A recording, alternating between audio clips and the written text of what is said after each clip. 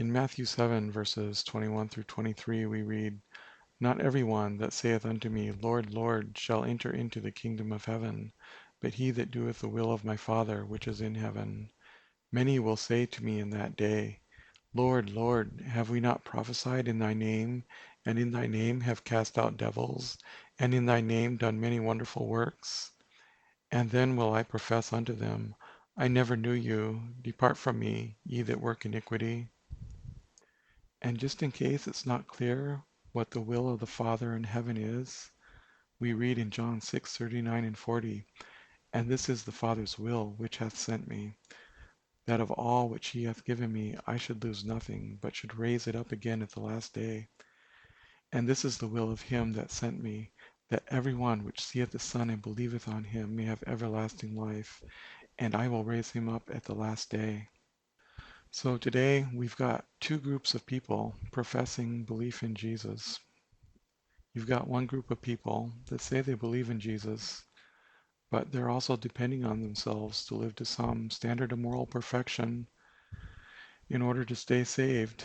And they're sort of keeping score in their mind and praying for forgiveness constantly and working really hard to stay saved. And then you've got grace people who believe in Jesus, that he's the perfect Son of God, that he died on the cross and shed his blood to pay for all of the sins of the world once and forever, and that he resurrected 3 days later and he's ascended into heaven. They have faith that because they've believed that they're saved and that all of their sins are forgiven forever.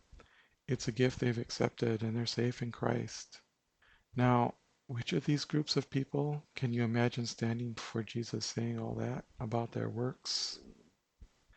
I can tell you, as one of those grace people, that's not what I'd want to say standing before Jesus.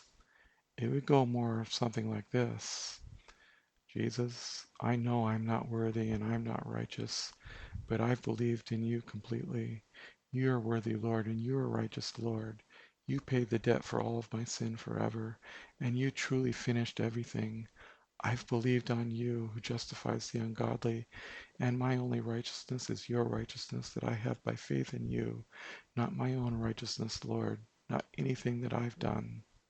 So, do you really think it's a grace person that's going to hear those words? I never knew you. Depart from me, ye that work iniquity. Now, just to be clear, I'm not saying that everybody in that first group are going to hear those words. I really hope that there are some of them that have believed simply at some point in their life, and they've just been led astray and lied to and deceived, and so they haven't entered into the rest of Christ yet, even though they've believed and they're saved.